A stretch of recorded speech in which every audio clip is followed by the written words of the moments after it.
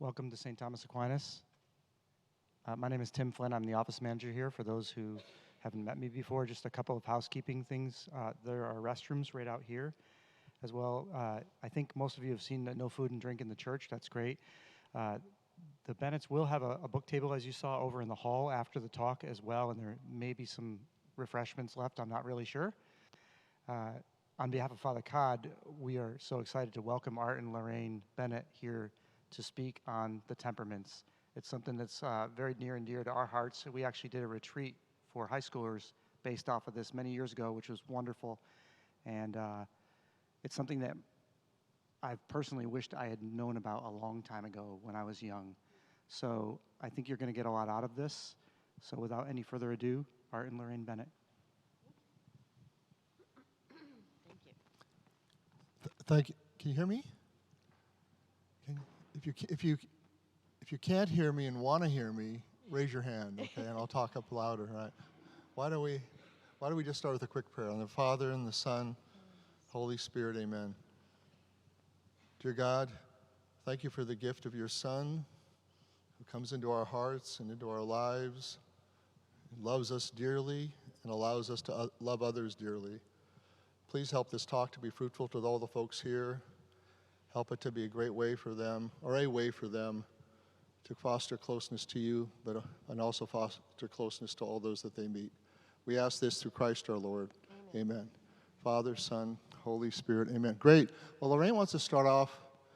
I'm going to give away a give book. away a book. Okay. So this is I feel a little bit bad about this being in the church. Like I feel like I'm one of the money changers in the temple. But forgive me. Okay, so we want to give away a book to somebody who has the most kids who's here. So does anybody have 3 kids? Raise your hand. Okay, 3 kids. Does anybody have 4 kids? All right, we got 4 kids. 4 or more. Or more, I should say, 4 Okay. or more. Okay, 5 or more? 5 or more over there and here. 6 or more? 2, 6 or more? 2, 2, okay. 3. 7 or more? Oh, way back there. She's got so many kids, she had to be in the cry room. Oh, she's Okay. waving. Okay. 8 or 7. more? Oh, wait. 7. Oh, we've got a winner. How many do you have? 8. 8 or more. Woohoo. Okay, Oh, there you wait. go. Oh, I'm sorry.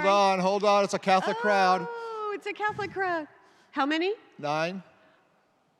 9 wins. Is 9 the winner? 9 going How about once. back in the cry room? Any? No. All right, great. Thank you. Okay, 9. Sorry about that. Yay!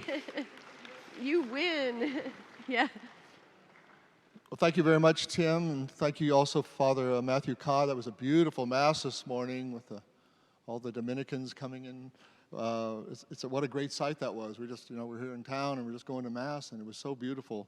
So what a great way to start the day here at Thomas Aquinas.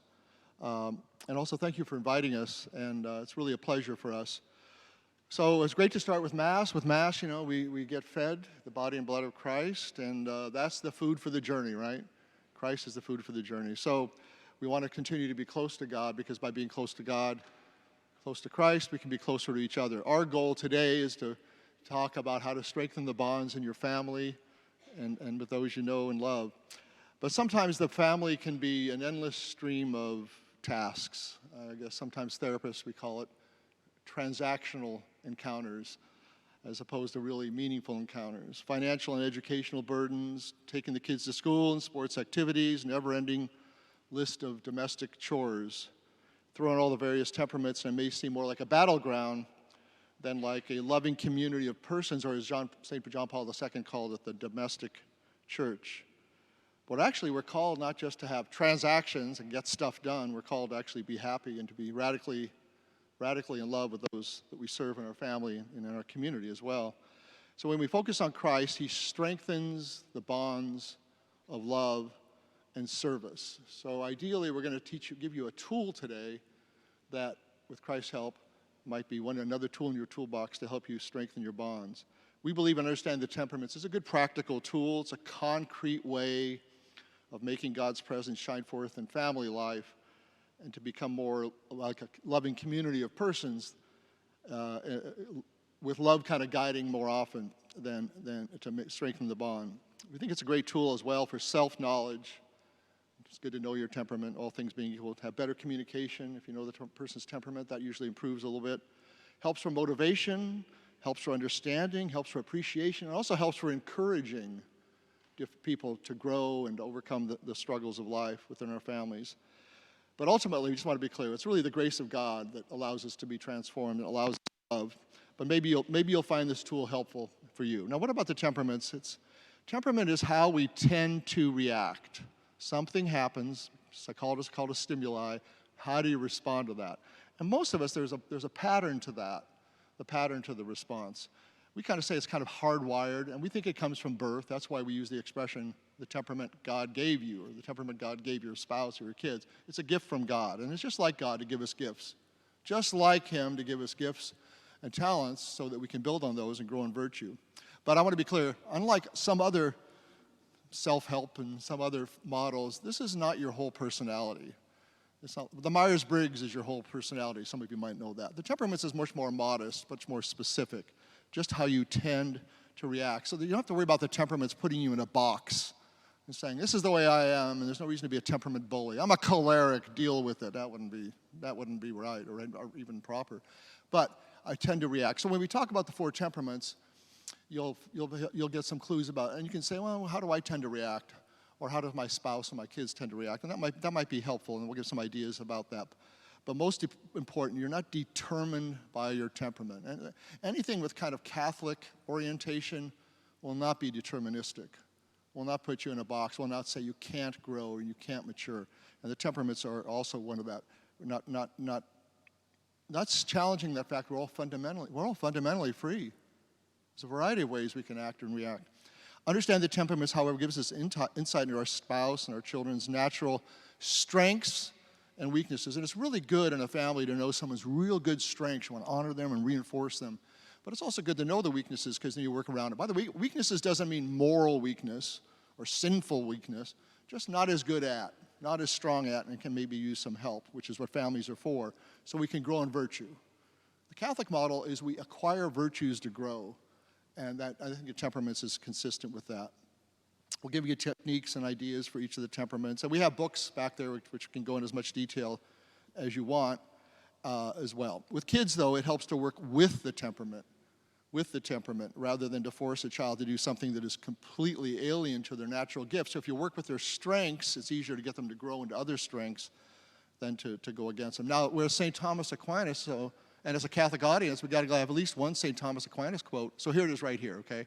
Let's check that box right now. Grace builds upon nature. Grace never destroys nature. So we have no fear to know about our natural selves or about science and that. All that's all good. Grace will build on that and help us to grow and perfect. So as parents, we will grow in self-knowledge, become more understanding and loving and forgiving of ourselves and our spouse, when we learn to communicate better and thus become more loving as a family. Now I'd like to introduce my wife, Laraine, and she'll talk about the various temperaments. Or give a start. Thank you. Wow, this is kind of tall for me. Wait a second. Okay. Did I put it out of order? Yeah. Uh-oh, I'm in trouble for that. Watch later. It's going to happen. Anyway, okay. Well, so I have a confession to make. So before I knew about temperaments, I used to think that art was just like me, only bad. So some of the things that he had, these peculiar characteristics that really annoyed me, and I thought he was doing these things on purpose, like to harass me or make me feel bad or whatever. But actually, it turned out they were aspects of his God-given temperament. So they were the way that he was hardwired, so to speak, and the way he is naturally from birth.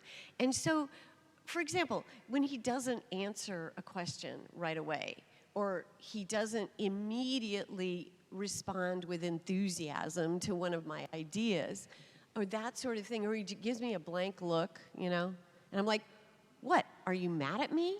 I mean, or what is it? You know, are you just being antisocial? Is there something wrong with you? No, no, he just didn't respond immediately in the same way I would. Like, I respond immediately, too quickly, as you'll find out.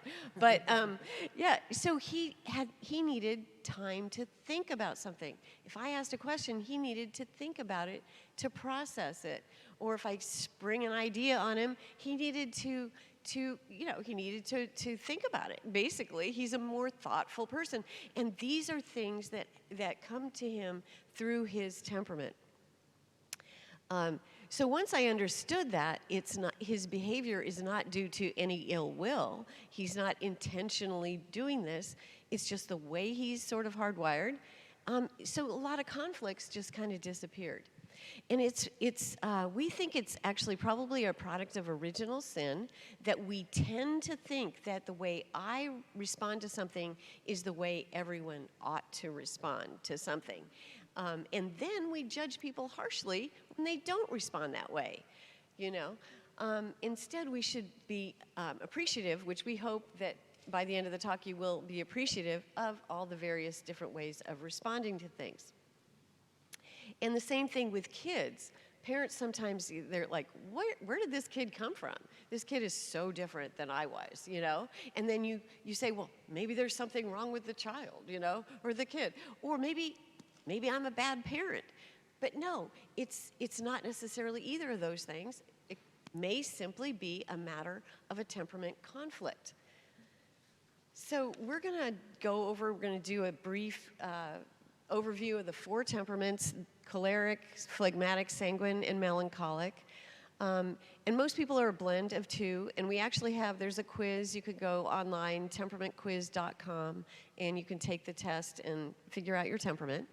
And again, we're using this terminology only because there's a long Catholic tradition of saints and popes and spiritual theologians using the terms of the choleric, melancholic, sanguine, and phlegmatic. So that's why we're continuing in that tradition. So I'm going to start with the choleric, and they're your typical type A personality. So that means they have quick, intense, and long-lived reactions, which tends to make them decisive, tenacious, and driven to follow through. They're determined, energetic, forceful, and confident. Now, what you want to remember about cholerics is that they love to be in charge. Now, they don't have to have any experience in the areas in which they take charge either. That doesn't stop them at all. Our youngest child, a choleric, so thankfully our first child was not a choleric. You know, that would be trouble, right?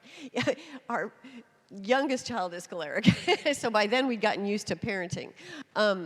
Anyway, so she had no singing or acting ability, but that didn't stop her at all when she was in high school from trying out and being in the school musical every year. They're fiercely independent, self-motivated, and strong-willed. They're sometimes accused of rolling over people once they've set a plan in motion, of being stubborn, demanding, opinionated, competitive, and argumentative. Now, those of you out there who are choleric, you'll say, wow, thank you for the compliments. That doesn't bother you at all. Now, Lucy, our youngest child, she gives us permission. In fact, she demands it, that we mention her in every talk. She's the choleric.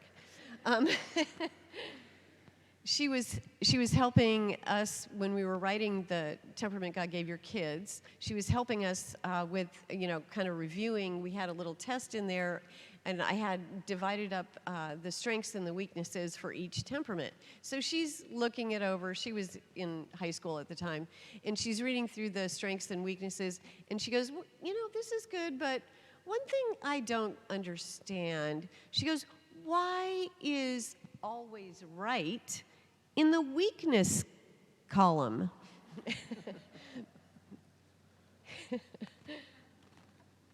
So you'll know if you have a choleric child or spouse, because they're the ones who are always debating everything you say.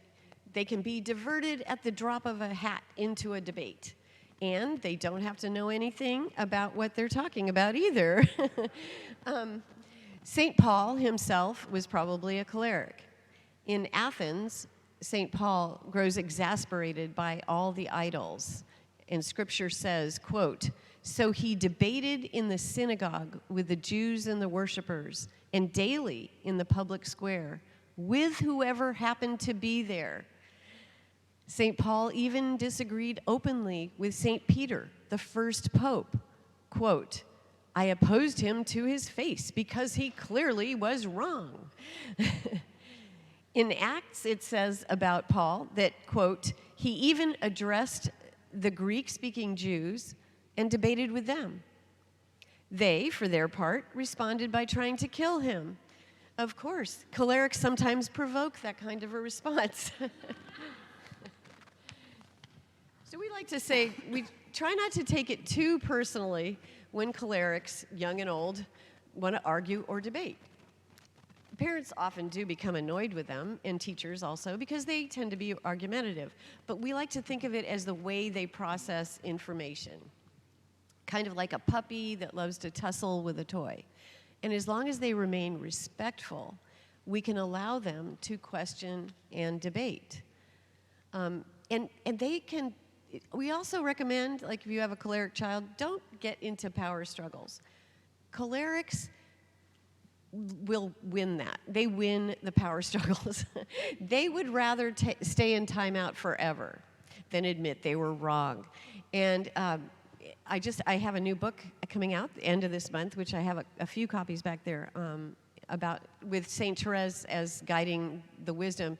And interestingly enough, Zélie Martin, Saint Therese's mother, wrote this about her. She is so stubborn that once she says no, she will never change her mind. Even if you were to put her in the cellar, she would stay all day and sleep there, and she would not change her mind. So that's how stubborn Saint Therese was. And she became this beautiful saint, practicing heroic virtue, probably in part because she had that strength of will. So strong will is not necessarily a bad thing if you have a strong-willed child. You just have to learn to direct their will in the proper way.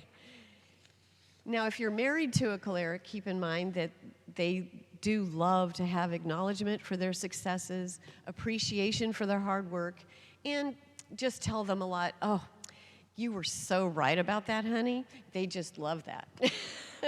I say this as a choleric, I know this, you know. So again, we say that you don't have to agree with someone in order to listen respectfully. And so we try to teach the cholerics to do that.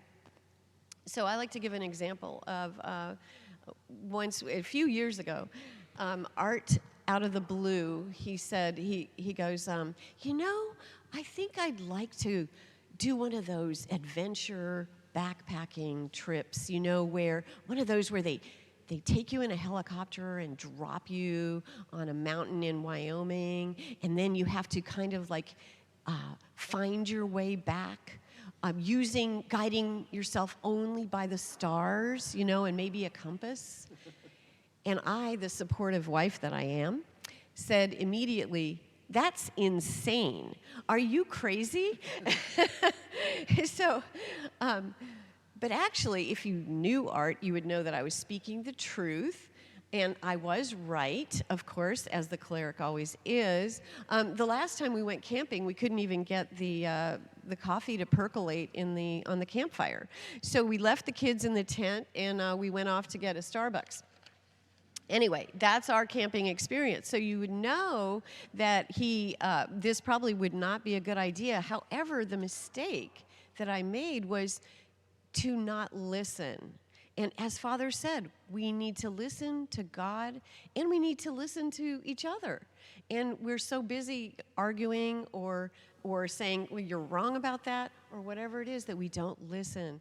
And so what I should have said is, wow, tell me more about that. Why is this a goal? Why is this a dream? It doesn't mean that I have to agree with him, but I do have to listen. I need to find out. And to this day, this is sad. I don't know why he wanted to do that.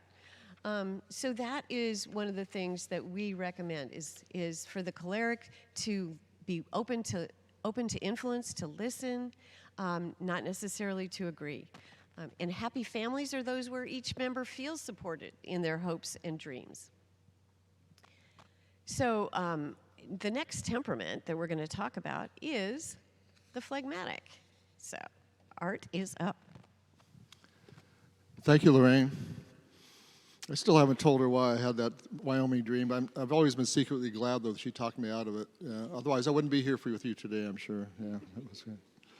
Let's see, this is the Sanguine. Let's see. So I'm going to talk about the... I think you're on the other side. I'll make this. You want me to take mine? Take your... Yeah.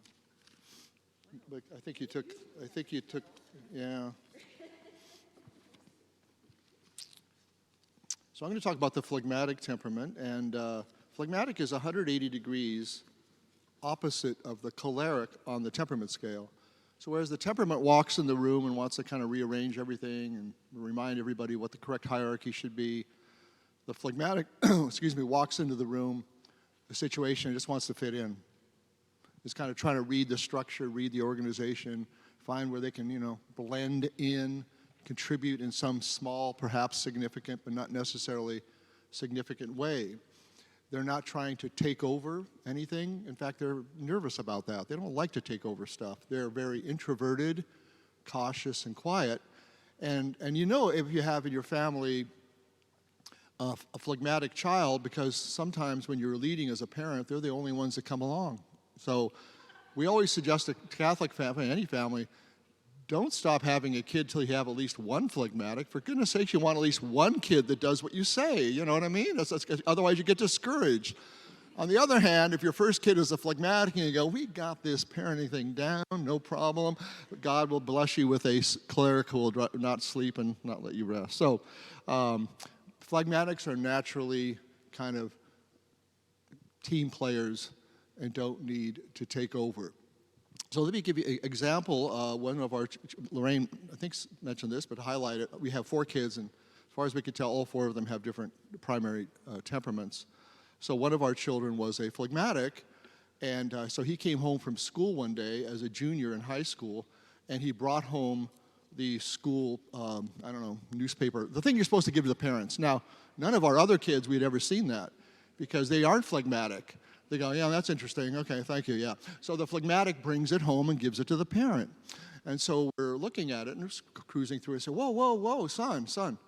They have student body president elections coming up. Let's talk about that.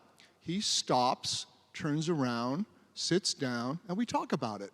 Isn't that great? And Lorraine's in the room too, of course, as the cleric. She's thinking student body president. That would be pretty darn cool. Have our son be a student body president. And I have to say, even as a phlegmatic, I'm thinking the same thing. So we say to Ray, have you thought about that? Have you thought about doing that? He goes, no, I haven't. I said, well, let's talk about it. So we talked about it and say, after we talked about it for a while, say, what do you think? You got the right grades? You probably have enough friends. You might get the votes. What do you think? And so he goes, okay, I'll do it. And then he did it. And then he got elected. It's just so easy. Isn't that great? What great parents we are. No. All right, so what happened? So what happened then? Well, before I tell you what happened then, you know about the strengths of the phlegmatic, team player, cooperative, natural humility, also empathy. Even men can be empathic if you're phlegmatic. What's the weak spot for the phlegmatic? And I'm Art Bennett. I'm a card-carrying phlegmatic, so I'm going to tell you the big weak spot for phlegmatics. It's conflict. We hate conflict. So my young son becomes student body president. Yay, that's great. And guess what? The rest of the year, conflict every day. Whoa, whoa, wow! I thought we were going to have the dance at the nice hotel, not at the Knight's house. How come we're having a Knight's house again, Bennett? I thought you da-da-da. So he had to deal with this every day, and he was talking to us. But that's how he grew. He had to grow as a young man. He had to grow out of that. I'll give you myself. So I became president of Catholic Charities, okay? And I go to work, and I go, oh, my gosh, it's conflict all day, every day. And not just conflicts. All the conflicts the other 150 employees couldn't solve, it came on my desk. And I'm struggling with this. I'm so uncomfortable because every time I make a decision, someone's going to like it, someone's not going to like it. I got to make enemies every day and not enough friends and da-da-da. So I went to talk to this priest who is the vicar general right below the bishop, and a lot of the things at Catholic Charities related to how the bishop wanted to do it and how the church was. And I talked to him, and he goes, you got some conflicts for me, Bennett? I go, I do. And he goes, great, bring it on. I love it. And I go, what, is that possible? I talked to him, I said, Father, have you always been this way? He goes, no, no. I used to hate conflict. But over prayer, reading the saints, the virtues, bring it on. Bring it on. And I learned from him a lot.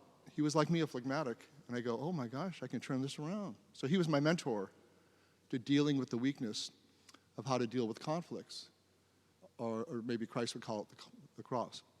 So phlegmatics are wonderful. Now, they think, I don't know who they is, but I can't resist this one, that Thomas Aquinas was a phlegmatic. You say, well, I mean, he took on all comers. He took on every heresy. He did. He took on all comers. He took on every heresy. He was a fighter. So it would be a misnomer to think that phlegmatics can't fight. But one of his noted characteristics was to give the other side a better argument that they already have. So if he was going against the antinomianist, or if he was going against some other heresy or Gnostics or something, he would give their argument the best argument before he went after it. He was generous to his enemies in a way that was peculiar. And he was a Dominican, and they saw he was a smart guy, and they kept saying, write books, write books, write books, and he kept going, yes, sir, yes, sir, yes, sir. The other phlegmatic quality, right? So it's a wonderful, wonderful thing. So if you have a phlegmatic child, you might have to suggest things that are obvious to the cleric, like maybe you should try this. Maybe you should try this thing, like student body president. Maybe she looks pretty attractive. Why don't you go out and walk across the dance floor and dance with her or talk to her? These are things phlegmatics need help with, and overcoming conflict is probably one of the great ways to grow as well. All right, now Laraine's going to talk about the sanguine temperament. Oh, thanks, Art. The sanguine is your classic people person.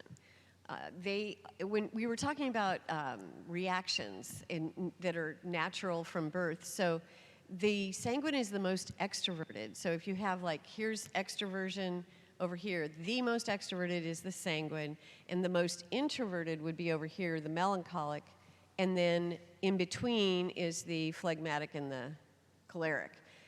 And when we say that extroverted, we mean, they gain their energy through their social interactions. So they gain energy that way. They don't need as much quiet time. In fact, they just thrive on lots and lots of activities, lots of social activities, etc. Now, the thing that's interesting is, along with what Art was saying, that we're not putting you in a box, the point about, let's say, this temperament, the sanguine, being the most sociable, it doesn't mean that other temperaments are not sociable. It doesn't mean they don't want to have friends. It just means that the drive, the intensity of the drive in the sanguine is greater than the intensity of that drive to sociability is with the other ones. So you'll see with the melancholic, when Art talks about the melancholic, our melancholic daughter she was happy with 2 friends, but they were great friends. She was loyal. They were friends for life. And the sanguine needed to have, he had to go to a different school than the other kids went to because he needed a bigger school because there would be more friends, So his drive for social activity was intense. Anyway, just as an aside. So the sanguines are the life of the party, fun-loving and affectionate. They are eager to please and love to be the center of attention. They have quick, intense, but short-lived reactions. So as a result, they live in the present moment. They're very talkative, very optimistic and enthusiastic, but forgetful. They arrive late, forget their car keys, and even where they parked the car. But they always have a funny story to tell you, so you forgive them when they're late. Your sanguine child is the one running out the door and going out to school, and they have to run back in 3 times because they forgot their homework, or they forgot the permission slip, or they forgot their athletic equipment, and so on. So that's just part of their nature. They're sociable, spontaneous, and scattered. They're like butterflies that flit from flower to flower, from one interest to another. In school, they join lots of clubs, but then they forget to attend the meetings. Our sanguine son in high school, one year he signed up for about every club, and then he forgot to attend the meetings. But he did show up on picture day, which he said is what counted. I'm looking through the yearbook and I'm like, wait a minute, you're in the chess club? Hey, you don't play the violin. What are you doing in the violin club? Anyway, the sanguine really enjoys life, especially their social life. And when he was in middle school, we would ask him, he would come home and we would say, do you have any homework? And he was always like, nope, I can go out and play, no homework. And then we discovered that he was defining homework too narrowly. So it didn't include tests coming up, or projects that were due in 2 days, or science fair and things like that. So then we had to learn to run down the list. Do you have any tests? How about not tomorrow, but the next day? Or do you have any projects? And so on. So actually, he was very, very scattered during high school, and even forgot to apply to college on time. And his guidance counselor calls us up and said, Sam is really smart. He has excellent SAT scores, but he has let all these deadlines slip, and now there's one college left, and he better apply to that, or he's not going to college. And we're like, what? Classic sanguine. Anyway, he applied to that college. He went to that college, and then he realized that was his eye-opening moment, because sanguines learn through experience. He's like, I don't want to go to this college. Like, this is like the crummy college, the one that had the late deadlines, And so he ended up transferring out. His grades were excellent, and if you have a sanguine child and you're worried about them, he is now studying for his PhD in philosophy. So there is always hope. Now, St. Peter was a lovable but inconstant sanguine. Quote, Lord, I am prepared to go to prison and to die with you, he fervently pronounces. And a few hours later, he denies even knowing Jesus. At the Transfiguration, Peter enthusiastically offers to set up 3 tents on the spot, even though, as Scripture notes, he did not know what he was saying. When Christ appeared walking on the water, Peter impulsively joins him until he begins to sink. When Jesus tells Peter that he has to go to Jerusalem to suffer and die, Peter says, oh no, this will never happen to you. Sanguines, they don't really like the cross. They have the rose-colored glasses on. But then Christ said, get behind me, Satan. And also, interestingly, he told Peter to go out into the deep. And that's exactly what a sanguine needs. Sanguines need to go deep.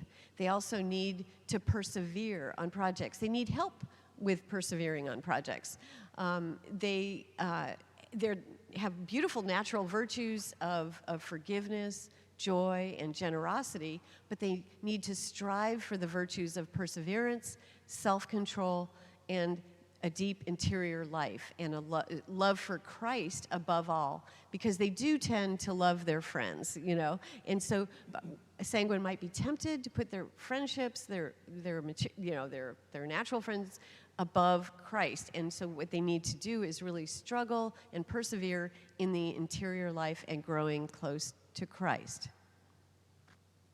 But with their joy and enthusiasm, their generosity, and their love for people, sanguines can become charismatic leaders in their families and in their communities.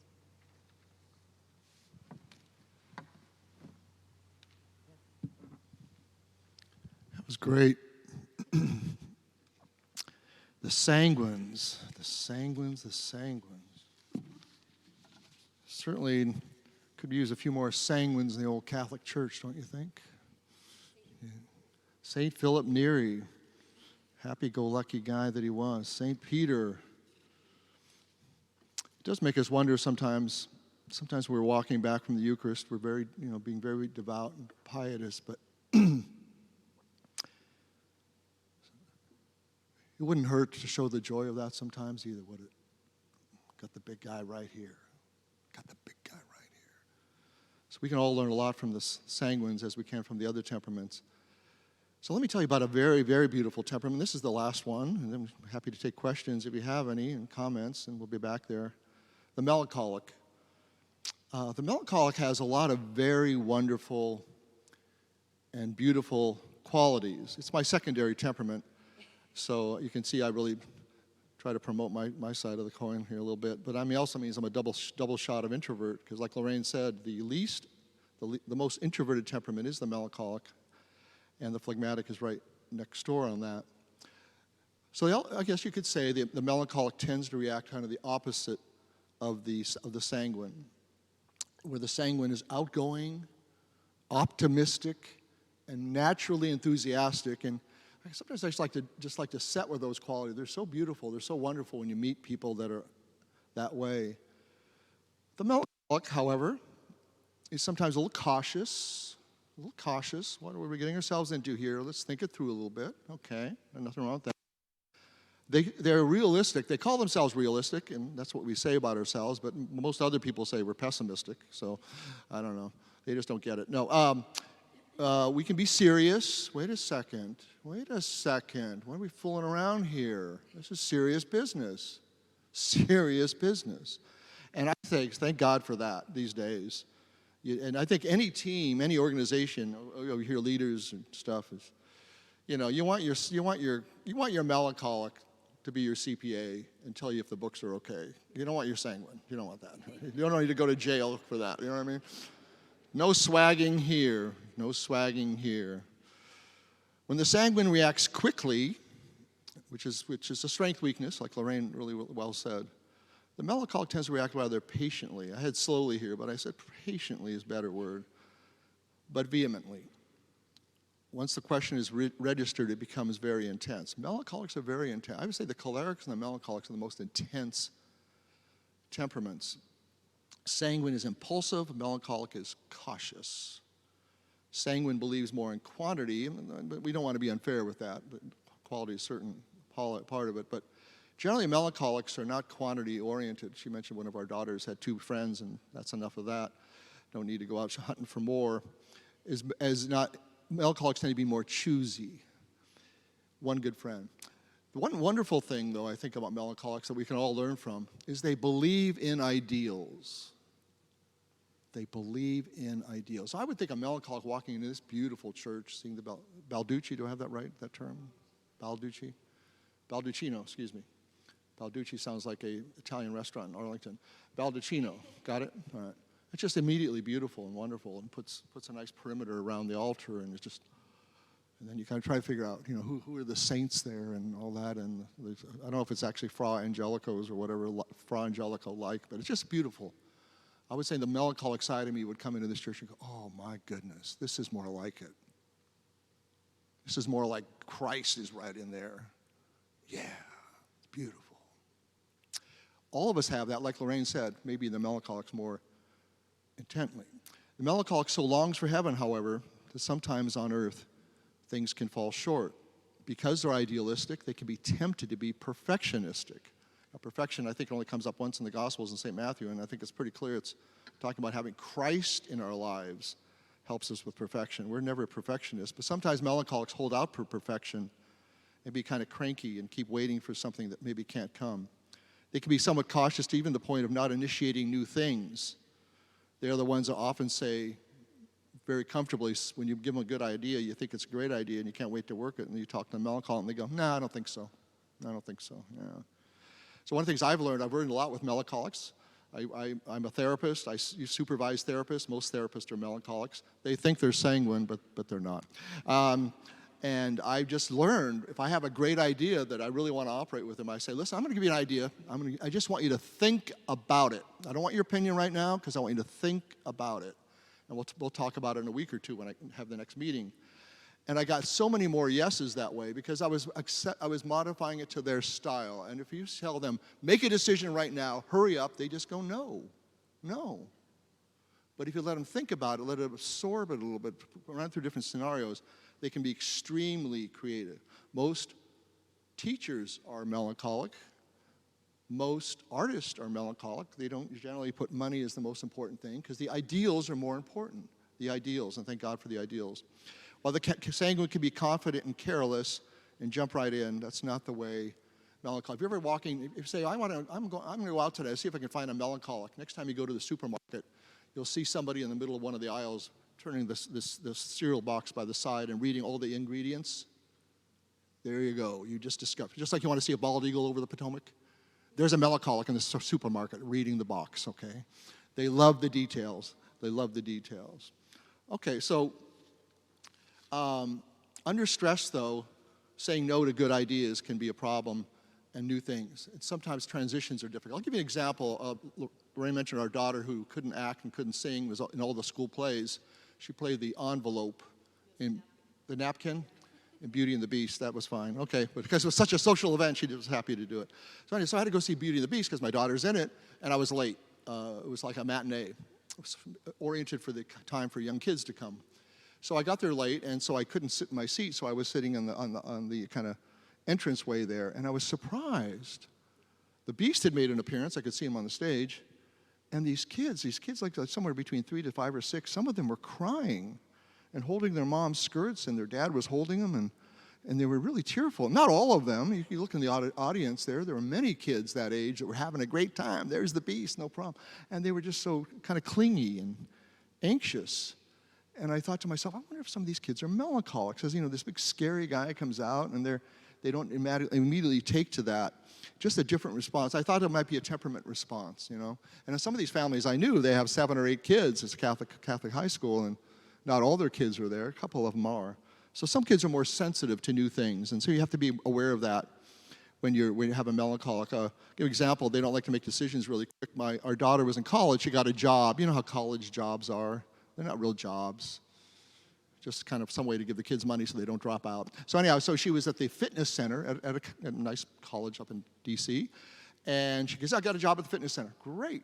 At the fitness center, she would check people's IDs as they came in, and then they would work out. So she's sitting there, got the job in August, I guess, and there's the gym, and there's the weights, and there's the yoga pad. It's all there, all available. So she comes home on Easter. I guess Easter then was probably March or April, and she says, I'm thinking about starting to work out. And Laraine goes, whoa, don't rush into this. Don't rush into this. It's free. There's no problem. They can think about things. They can ruminate a long time on stuff. So I think one of the always helpful things, because I have part melancholic, is to set deadlines. I must make a decision by a certain date, and a high consequence will occur. However, I will tell you, one time we had to have our bathroom redone. And Laraine, being a generous choleric that she is, she goes, all right, why don't you take responsibility for this? I didn't volunteer for that. I didn't even want it, but I said, sure. The only thing is we'll probably spend less if I'm in charge, and that was enough to motivate me. She goes, here's the deal, Art. If you get it done by May 15th, da-da-da-da-da. But if you don't get it done by May 15th, on May 16th, I will take over, and I will run this, and I will make all the decisions unilaterally. I said, that's fine. That's reasonable. Anyhow, so I procrastinated, and sure enough, May 16th came, and I go, who's that? Oh, it's the guy coming to fix the bathroom. Oh, okay. So he came and fixed the bathroom. And I have to say, he was a melancholic guy. That's what he did. Who do you want fixing your bathroom? The guy that measures 19 times, not the guy that swags. No swag, no swag. Okay, so anyhow, so he's doing the work, but he's very methodical, taking really forever and a long time. And then one day, he's not returning phone calls and stuff. One day, Laraine goes to Mass. And who does she see? Because melancholics, instead of going to your place and fixing your bathroom, they go to Mass. He's at Mass, right? Okay, that's where you find him. And she goes, there he is. So Laraine, Mass is over, and of course melancholics don't leave when Mass is over. They have another hour and a half of prayers to do and stuff like that. So he's doing the prayers and stuff. I waited at least a minute. Yeah, you did. Well, I let him pray for a little bit. So this is a great saying. You'll like this. So she's in the back. It'd be a church similar to this, not similar to that, but similar to this, okay? And he's praying and praying. She goes, oh, I'm waiting. I mean, the guy doesn't return my calls. I got to get the bathroom done. I know I'm choleric. I can't wait for it. So she walks over to him, and she touches him on the shoulder. She touches the prayerful melancholic on the shoulder. And the melancholic goes, not here, not now. Got it. It was like the clash of the melancholic and the choleric right live. It was an unbelievable scene. They get deep into this stuff. And of course you want to say, well, thank God there are people like that. But anyhow, the bathroom got done and it was perfect and all that. And I learned another lesson. I learned the lesson not to dilly-dally around. And it cost more than it would have cost if I did it, of course. Yeah. What do the melancholics need to work on? So they have so many strengths, so many abilities. You might say flexibility. But the one I think is most helpful, and I'm a marriage therapist, so maybe that's why I'm going to this. Appreciation is so important in families. And sometimes the melancholics will think, well, you should be doing that, so I don't want to thank you for it. Like, you should do your homework. What am I supposed to do? Thank you for your homework when you do it? And you like to take the melancholic aside, put down the cone of silence and say, that's exactly what you should do. Thank you for doing your homework. I know you don't need that, but the rest of us do. And it's the whole art of showing overt appreciation. Overt appreciation, even for things that, quote, should be done. The best studies are a happy marriage has like 5 compliments for every criticism. 5 compliments for every criticism. And the melancholics sometimes struggle with that. We have this gift of seeing problems. Thank God we're here to see the problems and announce them to the world. I know we don't get popular with that. That kind of thinking, though, has its limitations. Where appreciation goes much better. They have natural gifts of piety, love for the truth, beauty, justice, artistic natures, sensitivity, loyalty. These are great gifts, but working with them on forgiveness and certainly on appreciation is one that they could grow in. So to sum up briefly, all the temperaments from our perspective, and I think through the literature, are wonderful qualities. It would be almost never the case that your goal with your spouse, yourself, your kids would be to suppress a temperament. It's a gift from God. Love it and flower it. Who doesn't need their strengths, particularly the God-given strength? The energy we suggest is to help them broaden out into other virtues, grow in virtues, yeah. So the choleric can be patient and listen, right? The phlegmatic can say, bring on the conflict over time. The melancholic can say, I really appreciate all that you're doing. I just wanted to call you and tell you that. But no, a bullet above your head says you should have done it anyhow, but thank you so much. And the sanguine can be organized and deal with problems, even though there's a tendency to overcome them. And that's a great gift of the temperaments. They point what you got and where you kind of need to go. Just to close, I don't know if you guys have read about the dialogues of St. Catherine of Siena. This is a crowd where actually people might have read that book, okay? Highly recommend it. Because she had the beeline, I don't know, she had the bat phone or something where she could just talk to God and he would respond. So she asked him a lot of tough questions, St. Catherine, And one of the ones she said was, I think, all of us can relate to this, and then I'll kind of close. Why didn't you, dear God, why didn't you give all of us all the virtues we want and need? Well, I mean, why not? Wouldn't it make it easier for everybody? Why do I not have this or that? And God responded. And he said, you're right, I don't give everybody all the virtues they need.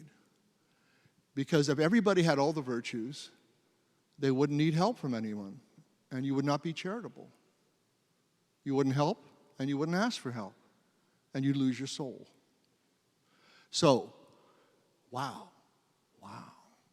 So it's all part of God's plan that he doesn't give us everything, but he wants us to go after everything in concert with people who love us and with his great grace and the church and things. He wants us to grow and grow and grow, and we grow and grow and grow by getting closer to him and closer to each other.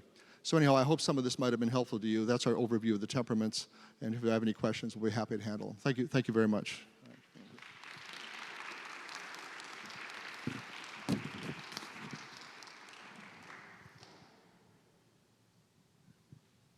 It's kind of awkward to ask questions in church, you know. Excuse me, Father, about that homily. Can you back up a little bit? No, we can't do it. But, you know. We could take questions, or we could go back there to the hall. What do you suggest? Question? Yeah. Yeah. Yeah.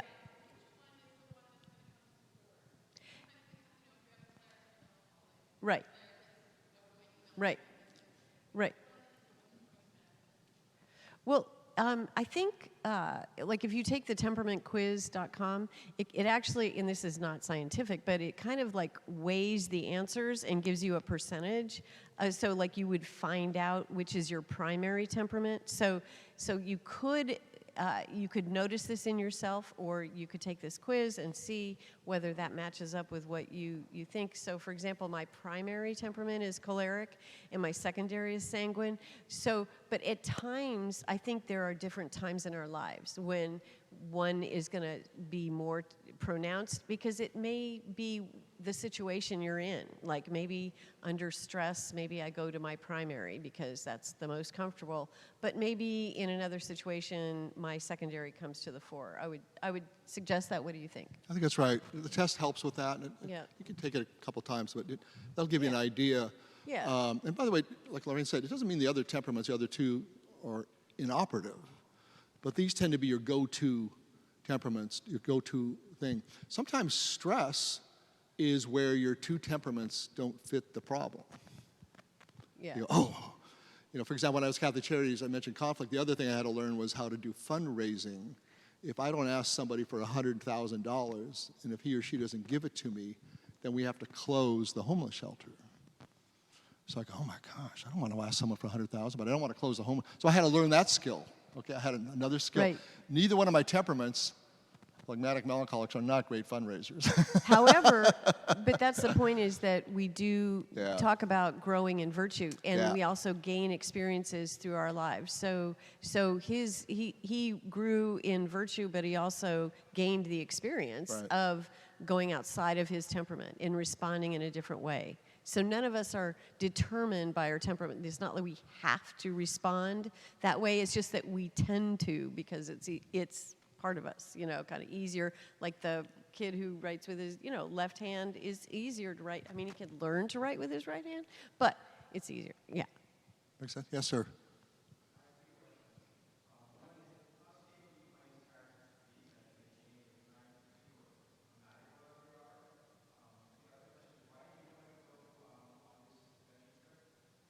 Oh, okay. Good question. Yeah, I'm going to go take him out for a drink. I'll tell him. You never asked. It's a little sore topic. What was the first question? I forgot it. I was so blazing by Do you that. change? Your Oh. temperament has changed? No. Well, I don't know. Maybe we're a little dogmatic about that. We don't think you actually change your temperament, but we think you change. Yes. So, for example, Yes. I Good answer. over time, good answer. She thinks I'm a cleric. Good answer. Good answer. You were the best. Over time, I did actually get to the point where I was confident of dealing with the conflicts of my job. I didn't dread it. I didn't lose sleep. But there was always a part of me that just couldn't be at total peace with it. I learned the behaviors. I practiced the behaviors to be more self-confident and stuff.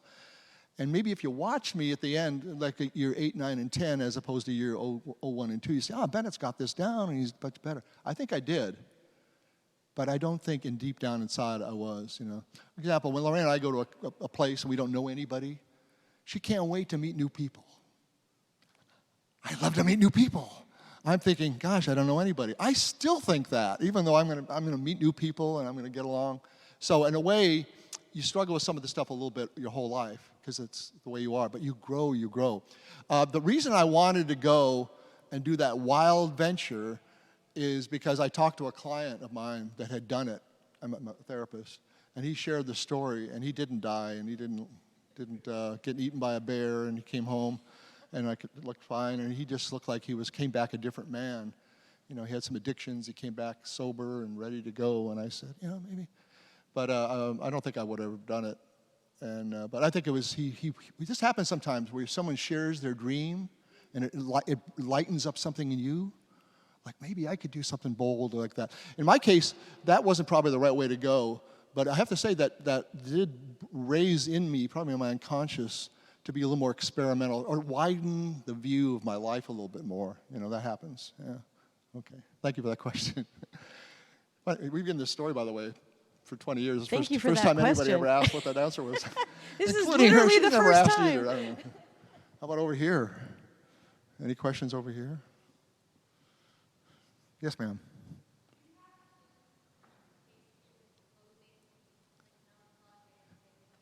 Yeah.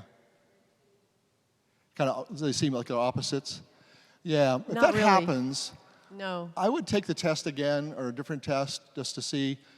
I think people report that it happens, so I'm not going to deny their experience, but usually upon further review. One of the things you want to watch when you take the test, don't try to answer how you would like to be or want, in the United States of America, everyone kind of wants to be choleric sanguine or sanguine choleric. I mean, we're like a choleric sanguine country, you know what I mean? We used to live in Germany. It was like a melancholic headquarters, I used to go to Korea. I used to go to Korea for business trips, and I see all the kids on Saturday morning with their white shirts and black ties marshaling off to 8 hours of study on Saturday. Yeah, and I go, this is not the U.S. of A., I could tell. So watch out for that. Just say as you do it, and you're young, I would do it maybe mark on your calendar, 2 years later, try it again and see what you come up with. Now, if you do have the opposites or whatever, it's not a problem per se. It's just that your immediate reaction might be a little bit puzzling, maybe a little harder than it should be. But you'll work through all that. I don't know, Take the temperamentquiz.com because we built in tiebreaker questions. So like if it was things were coming up kind of odd, like confusing, so they couldn't come up with like a sanguine melancholic, because those are opposite. It's like, are you both extroverted and introverted? You know what I mean? Like, so if it looked like the test was leaning in that direction, then they would ask, you don't realize it, but it'll ask like additional questions to kind of root it out to see what you really are. Are you really more sanguine? Or maybe you're really more melancholic. Because you could be like a choleric melancholic, let's say, and those people have a lot of social, because the choleric has more of the sociability aspect than the sanguine. Than the melancholic. But anyway, that's it. That's all I wanted to add to that. Nice addition. Sorry. Nice. Anything else over here? This is the little phlegmatic club Oh, there's over a question in the back, Okay. baby. Anyone else? With the Yes, baby. ma'am.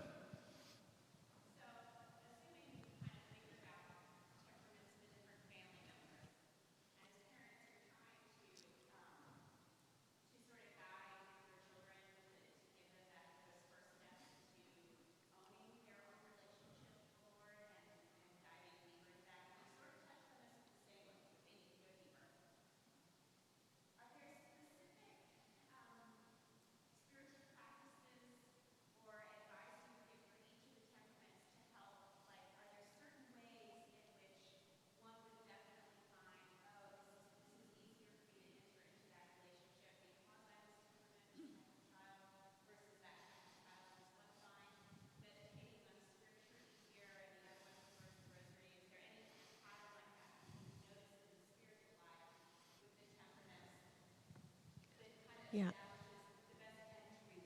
Right.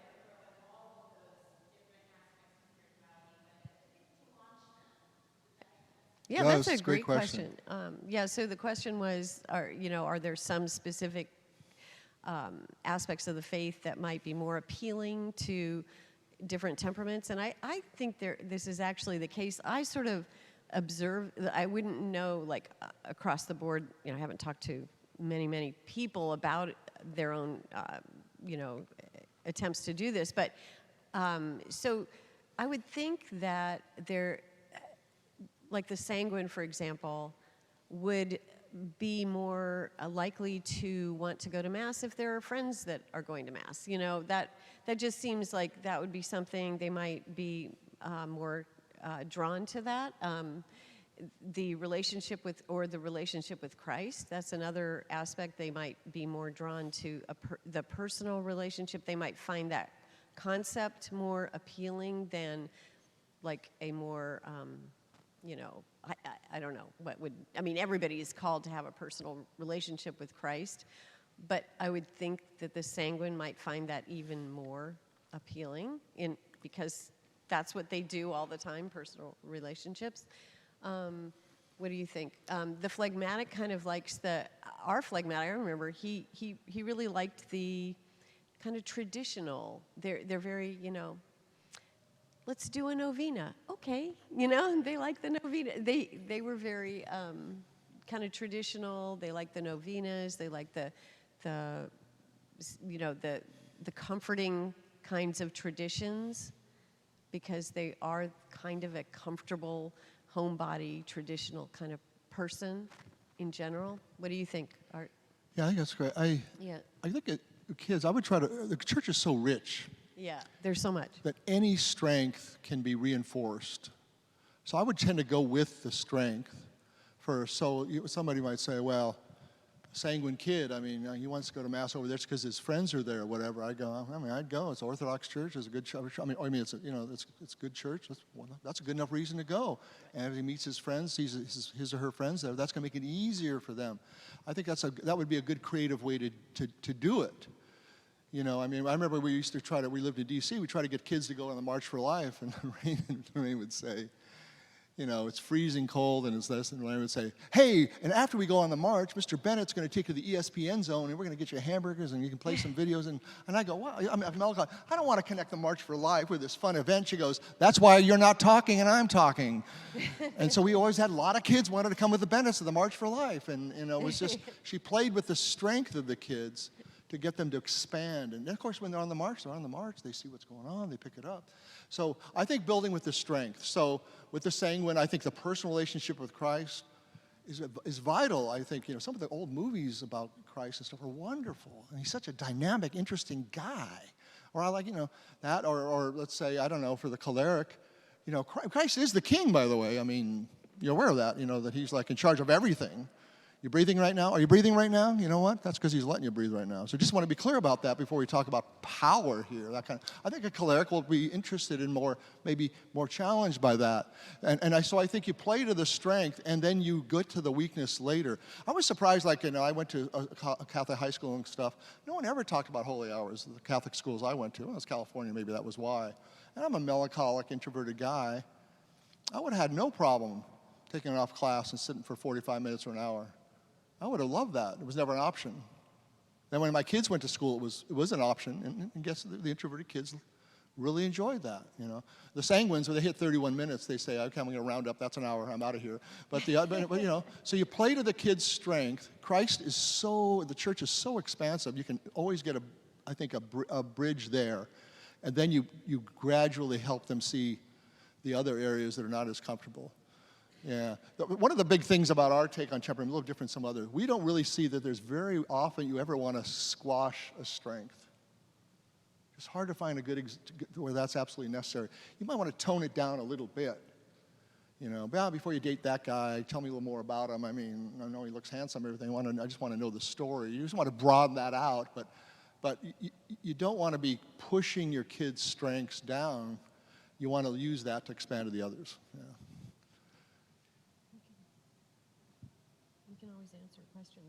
We can answer back there. Yeah. Well, we can answer here. Tim, you just have to tell us when we need to. Okay. All right. See, phlegmatic, I just want to be told what to do, and I'll do it. That's all there is to it. Yes, ma'am.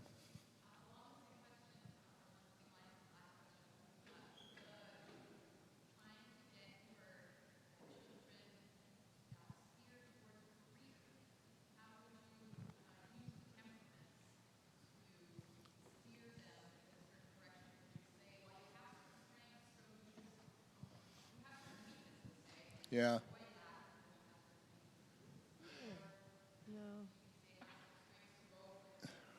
I think, I wouldn't, again, I'd be cautious of saying no to a kid. Like, when they hired me for Catholic Charity, they just said, Bennett's a phlegmatic. He's never going to fundraise, and he's not going to be a good for conflict. And they shouldn't have taken me, I guess you could say. Yeah. But I was so all in, I was ready to change. And and ready to go. So you got to be careful with that. You got to be. You don't want to be restricting your kids unnecessarily. So you have a kid, you say he wants to go to med school. I don't think he's going to make it. I don't think he's going to. I'd let him experience that before I'd say, you're not going to make it to med school. Why don't you get? That's silly. No, because he says, there you go. You want to go to med school? Yeah, you got to work hard. You want to go to med school? All right, let's rev it up. Yeah. Let's get going. Let's get those classes and then at some point they will decide where to bail out. But again, if they can't. Yeah, like for example, and just the encouraging to actually think about these things is that in and of itself is the best thing to do. Yeah. Because like I remember, so speaking about phlegmatics, our phlegmatic son, he was like, we would take the kids out, we would do like these little date things, where you talk to one-on-one. And I remember, so it was about time he had to start thinking about colleges. And so we take him out, we went out to eat, and we're like, okay, Ray, you're going to have to start applying to colleges. It's about that time, what are you thinking about? And he just gets all, he's like, I don't know. And then we said, well, what do you want to do? And he's like, I don't know what I want to do. And then he kind of perked up a little bit, and he goes, oh, I know. Why don't you just apply? For me, and we're like, nope, that's not happening, So no, they actually have to be encouraged to delve deeply into their own souls, basically, to discover what their desires are, their deepest desires, what to do. So he eventually did, he was fine. Like he became an engineer, which is perfect for a phlegmatic, actually, So he's, So yeah, there are, but he discovered that himself, and it's not because we told him to do it. Yeah.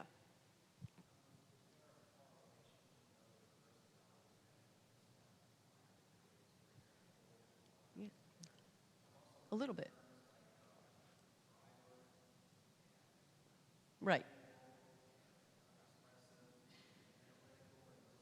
They all boil down to the same four temperaments. I mean, I think underneath it, Myers-Briggs, like underneath all the fluff of all the various.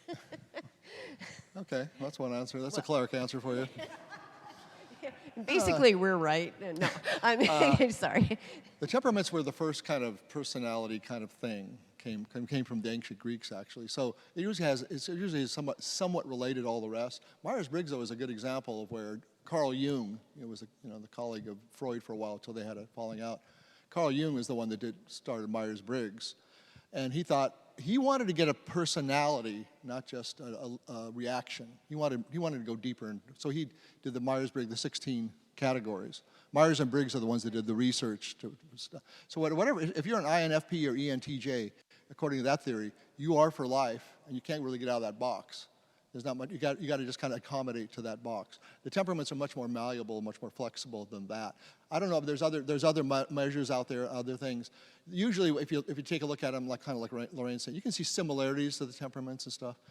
But we find the temperaments a little handier. I'll give you an example. We have a friend of ours who's got 12 kids, got about 70 businesses, real dynamic guy, as you can imagine. A lot of energy and stuff. And when we say to somebody, this guy's a choleric sanguine, I think you can imagine him. But if you say, well, he's also an ENFJ, I don't know if that image comes up as clearly. Maybe upon review it could. But I used to teach Myers-Briggs for years. Now, I have to say, we did take the extroverted and introverted from the Myers-Briggs and apply it to the temperament. So when we're talking up here saying that, melancholics are the most introverted and sanguines are the most extroverted, those are Myers-Briggs terms that we're putting on the temperaments. So, yeah. Okay? There's a lot of good stuff out there. Yeah. Anything else? So we don't take questions from this side of the room, do we? Anybody want to be a spokesperson over here? Yes, ma'am.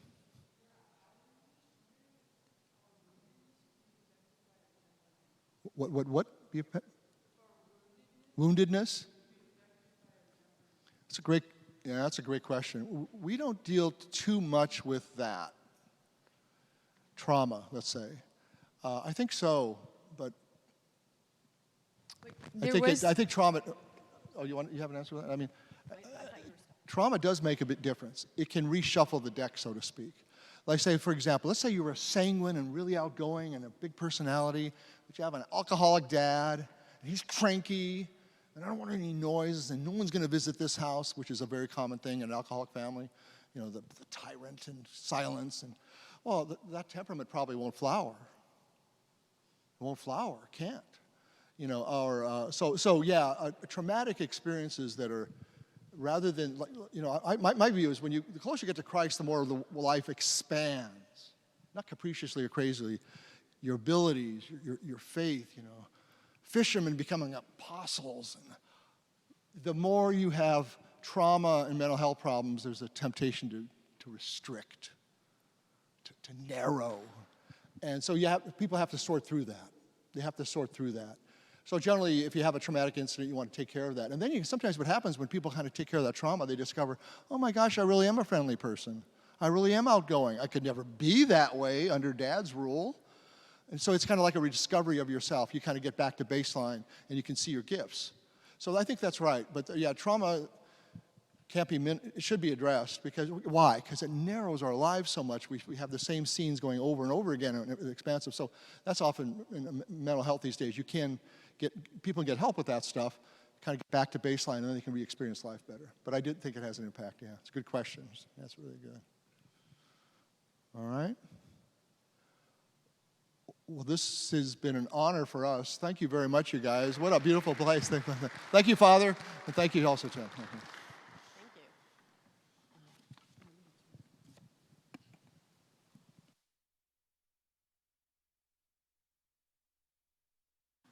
Just briefly, so the Bennetts will be, you're over in the hall where they have some books and stuff like that, and if you have any other questions for them at the table, there's a game actually as well now.